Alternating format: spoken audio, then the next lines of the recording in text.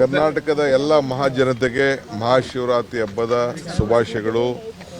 ಶಿವ ಈ ವರ್ಷ ಎಲ್ಲರೂ ಕೂಡ ನಮ್ಮೆಲ್ಲರೂ ಕೂಡ ಒಳ್ಳೆ ಮಳೆ ಬೆಳೆ ಆಗಿ ಏನು ಕಳೆದ ವರ್ಷ ಬರಗಾಲ ನಾವೆಲ್ಲ ಅನುಭವಿಸಿದ್ದೀವಿ ಅದರಿಂದ ಮುಕ್ತಿ ಆಗಲಿ ಅಂತೇಳಿ ಭಗವಂತನಲ್ಲಿ ನಾನು ಶಿವನಲ್ಲಿ ರಾಜ್ಯದ ಜನತೆ ಪರವಾಗಿ ನಾನು ಪ್ರಾರ್ಥನೆ ಮಾಡ್ತೀನಿ. ನೋಡಪ್ಪ, ನಾನು ಒಂದು ಪಕ್ಷದ ಅಧ್ಯಕ್ಷ, ಅವರು ನಮ್ಮ ರಾಷ್ಟ್ರೀಯ ಅಧ್ಯಕ್ಷರು. ನಿನ್ನೆ ಮೀಟಿಂಗ್ ನಡೀತು, ಅದು ಮಿಕ್ಕಿದೆಲ್ಲ ಅವರು ಪ್ರೊಸೀಜರ್ ಮಾಡ್ತಾರೆ.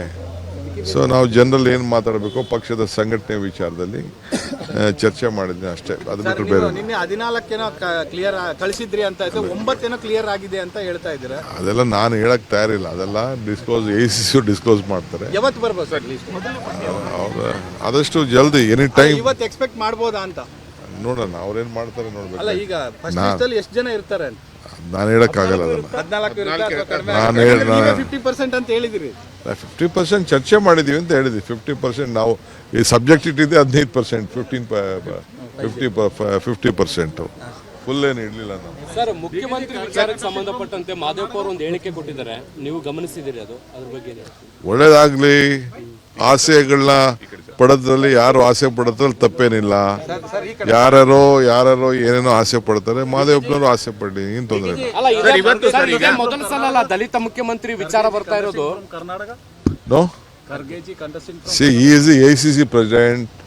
Lot of people have requested and proposed his name in his constituency. There is no other name in his constituency, but ultimately the ACC president has to decide.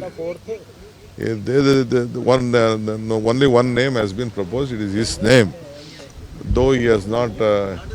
It is his call to take a decision. The party has to take a decision. And one thing is, he has to travel all over the country. There is a more responsibility for him also, that he has to travel. ಸ್ಪರ್ಧೆ ಬಗ್ಗೆ ಚರ್ಚೆ ಆಯ್ತಾ ನೆನ್ನೆ? ಇಲ್ಲ sir, Siddaramaiah ಅವರ ಮಗ ಏನಾದ್ರು ಸ್ಪರ್ಧೆ ಮಾಡ್ತಾರೆ ಸರ್? ನೆನ್ನೆ ಏನೋ ಚರ್ಚೆ ಆಗಿದೆ, ಸಿದ್ದರಾಮಯ್ಯ ಅವರ ಮೀಟಿಂಗ್ ನಲ್ಲಿ ಸ್ಪರ್ಧೆ ಮಾಡಬೇಕು ಅನ್ನೋದು. Mysore not taken.